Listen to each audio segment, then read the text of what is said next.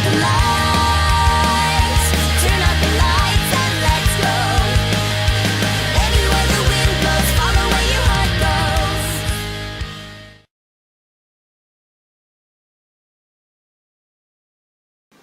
This is really not a good look for me, is it? I have a tea bag on my eye. I'm playing bingo. I have spots all over my face because I'm stressed and I'm not sleeping. I have all my hair scraped back because I still haven't dyed it. Oh god, this is not a good look. Good morning. It's Saturday and I'm like power walking to work. This is what I do. Got my music on and then I'm reading 50 Shades. Second one. Is it darker? I don't know. But yeah, good morning. I've still got to go all the way down here and then through town. Woo. I'm happy today because I've got extensions in. Well, I've only got a couple in because I didn't have time before work to put all of them in. I only had time to put 3 tracks in, so I've kind of got it like half up, half down. I don't really like this hairstyle, but it was quick. I'll just sit like this because my face is not happy. I really don't understand what's going on. My face is arguing with me at the moment and I'm breaking out really badly, and I don't know if it's because of the lack of sleep. I don't know if it's because I'm stressed. I don't know if I've used something different. I mean, I've been using that number 7 cleansing foam and it was alright, but just recently, I don't know, I'm going to stop using it and try using something else. Like, I'm going to go back to wipes and see how I get on, but I don't know. But it's only here, it's only this area, it's not, well, there is a little bit up here, but I'll just do a gangster pose. But I haven't really got anything exciting going on today. I'm going to paint my nails later because I'm going to see White Clouds tomorrow night. So I'm going to wear the new t-shirt that I won from them, and it's black and white and red with a few stripes on. So I'm going to do black, white and red stripy nails somehow. I don't really know what I'm doing, so I'm just going to see what I can do. My eye is still, my eye is still sore. I bought some Optrex eye wash today, but I'll just, if you don't like gross things, don't look, but there you go. It's quite bloodshot and red. And I don't think there's no infection or anything because there's nothing coming out of it. There's only water.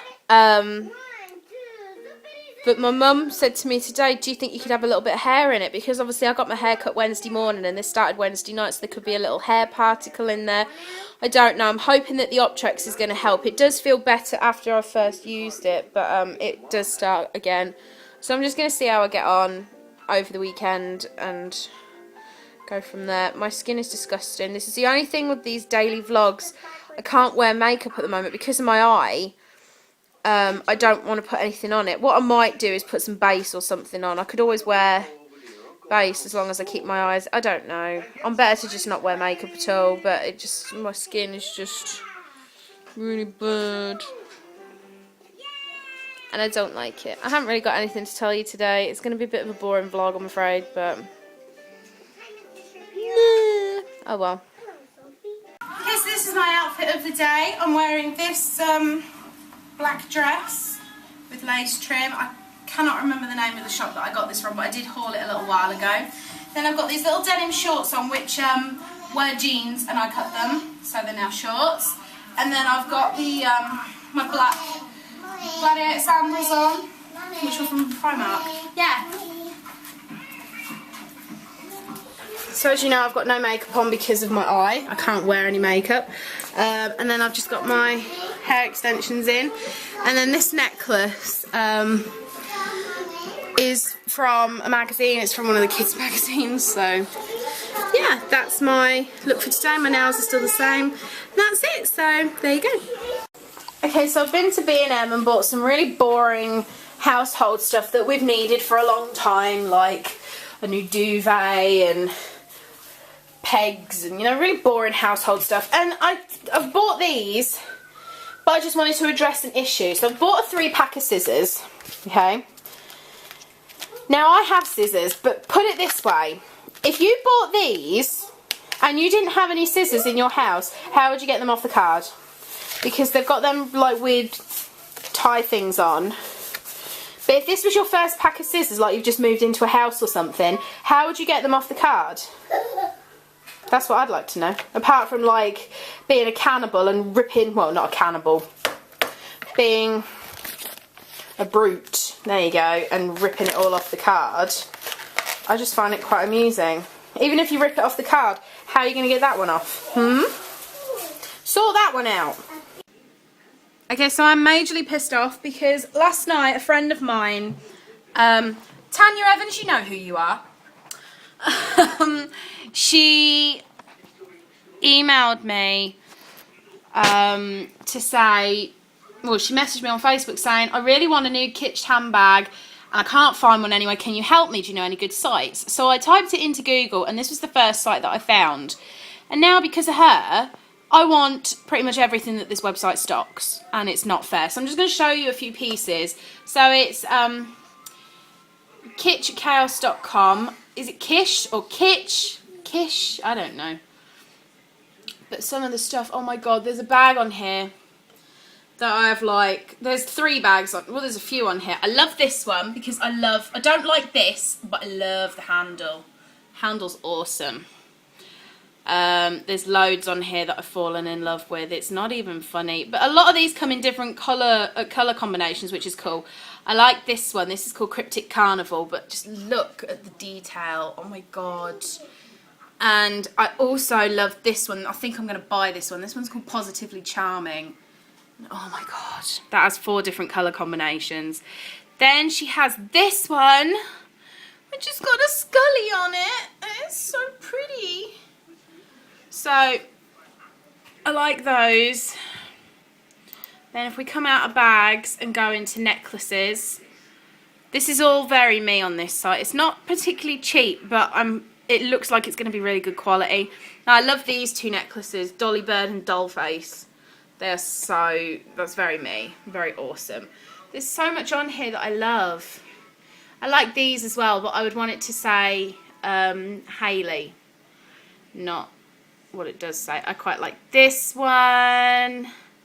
I love this one. I'm really tempted to get this, but it's £16.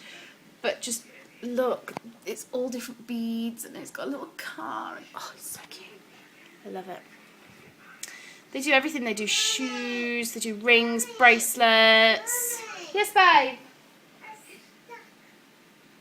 Hang on. So yeah, just the homeware. Oh my god. The homeware. I mean, look, these are towels. They're towels. And they do soap that looks like cake. And they do lollipops and boxes of soap that looks like chocolates. And just, if we keep going down, look, these look like lollies. Look, it's a rocket. It's a rocket lolly, but it's soap. These things are awesome. Jammy Dodger soaps. Oh my god. So yeah. Because of Tanya Evans, I'm now going to spend loads of money on this website, so damn it. Oh well. So yeah, go check them out. It's kitschchaos.com. It's kitschchaos.com. Oh my god, look at this. Look at it. Look at it. Look at it. This is a preview of my phone case that I'm getting from Arts and Candies. How freaking gorgeous is that? How anybody can't want the pink frosting is beyond me. I quite like the chocolate frosting as well, but I didn't want chocolate because it would have been too dark. I love pink. Pink's my favourite colour, and I love the pink frosting. And I love everything. I mean, look, it's even got like, it's got a lollipop. And it's, oh my god. I absolutely adore this case and I cannot wait to get it. And it's gonna smell like chocolate. Oh my god. I'm so excited. So freaking excited. Like, you cannot understand how excited I am. I'm like ready to burst. Look at it. So pretty. Hey guys, so today's daily challenge thing is list 10 things that you would tell your 16-year-old self if you could. So I've got these written down.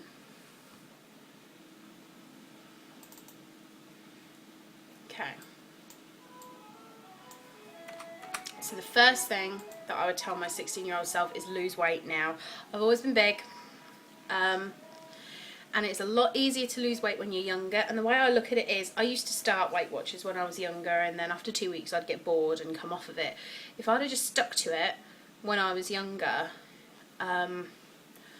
I would have been thin now, and I wouldn't have to be going through this now. So I really wish that back then I'd had the willpower to do it. I really do, but I have a bit... Yeah, I really wish I'd had the willpower back then to do it, but hey ho. Let me just fix this, otherwise it's going to bug me through the whole video. Okay, so the second thing is stop putting mousse in your hair.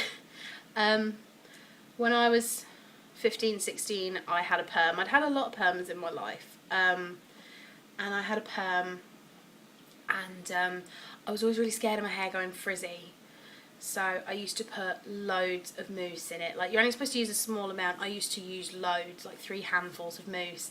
And my hair was stiff. It was crunchy because of the amount of mousse that I used in my hair. I had that much in it that, like, the next day and the day after I could damp my hair down and there would be enough product there to use it. But I would still put more on. And it's one of the reasons that I got bullied at school, because they all took the mickey out of my hair because it was like hay. But yes, stop doing that. Number 3, socialise more. I didn't have much confidence when I was younger. I mean, I'm still quite shy now. I might not look it, but I am still fairly shy, especially around people that I haven't met before. I can quite easily talk to people on here. I can talk through messaging. I can talk through texting. Depending who it is, I can talk on the phone, but it does take me a little while to open up to people in person. So that would have been a hard one when I was at school, but if I'd have socialised with more people, I think I would have been in a better position now, but hey ho. The next one, go to college to be a hairdresser. When my mum was younger, she always wanted to do hairdressing, and due to family circumstances, she couldn't go to college. She had to go straight to work from when she was like 13, and it was always her dream. So when I got older, she wanted to live her dream through me. She wanted me to do hairdressing, and it was never something that interested me. Plus, all the popular nasty bitchy girls at school went ahead and did beauty therapy and hairdressing and all that sort of stuff at college, and I didn't want to be in that sort of surrounding again. But now, because I love doing hair extensions and things like that, I would love to be a hairdresser, and I still could do it now, but it's finding time and money to do it. And obviously when you do hairdressing, you have to go to college 1 day a week. I mean, there's a beauty course that I could do that I can do at home, but the hairdressing, you have to go to college 1 day a week to get your assessments done and everything, and it's just a pain in the bum. So can't be a hairdresser for now, but maybe in the future. So the next one is spend more time with Nan. I mean, I always go on about my Nan and how much I loved her, and I did, but I took her for granted when I was a bit younger. And I mean, she died when I was 17, so when I was in my teens, I always remember my mum used to make my tea for 5 o'clock, and I always used to want to go and sit in the living room and watch Sky while I ate my tea. The deal was, my Nan had had the TV all day. I wanted to have 2 hours. I used to have from 5 till 7 of my programmes. And a lot of the time, if she was watching a film or something, it would run over. If she was watching snooker, and I used to get really annoyed because I couldn't go in the room and watch Sabrina the Teenage Witch or Teen Angel or whatever. And when I look back now, I think, oh my god, you were such a spoiled little brat. But obviously when you're at that age, you can't help it. But we can't help it, but it's not until you're older that you look back and you think, oh my God. And I do wish I'd spent more time with her, because I miss my nan terribly now. Now that I'm 26, I really do miss my nan, and I do wish that I'd spent more time with her when she was here. So that would have been something else. Next one, don't be a bitch. I don't really understand, I can't remember why I wrote that one, but I mean, some of these are, it's what you would tell your 16-year-old self, so obviously it's not just from the age of 16, it's for onwards as well. I can be a bitch. I'm going to admit it. I am a very bitchy person when I want to be, especially when I'm at work, I've found. I do bitch about people. I always have done. I always will do. It's just a natural thing, especially for women. Women are horrible. And this is why some people don't like me, because I'm quite blunt and yeah. I do have a good bitching session. I'm sorry, but I do. If someone's pissed me off, I will bitch about them, and that's just me. But everything that I will bitch about, I will say to their face. That's the difference with me and other people. But hey ho. So yeah, don't be as much of a bitch. The next one is stick to driving, because I hate driving. When I was learning, I had an accident in my mum's car, and it really put me off even more. And I never really enjoyed driving. I never enjoyed it at all, and it used to scare me, and I haven't done it for like 8 years, so, well, 9 years, and it would be interesting to try driving again and see how I get on. I've always said that if I'm going to do driving, I'm going to do it in an automatic, because I don't want to, I'm sorry I keep playing with my eye, I'm not comfortable with gears and everything, and I could do it, I could drive, I just don't want to, and I don't like it, and I feel panicky every time I have to drive, and that's not a good thing, when, especially if I've got Immy with me. But if I'd have stuck to it when I was younger, I think I would have been okay now, but who knows. So that would have been one. Next would have been save your money. I've worked since I was 15. I moved to my current store when I was 17, and I mean, when I was full-time, I'd be bringing home £800–900 a month, and I would just blow it. I mean, within 2 weeks I would be skint again. I mean, I used to give my mum some board, and I used to have a couple of bills, like I'd have a phone bill, and I used to pay the internet as well. But apart from that, I could do what I wanted with my money, and I just used to spend it on crap. I mean, I didn't even used to go out and buy clothes and stuff. I would buy crap that I didn't need, and pretty much don't have any of it anymore.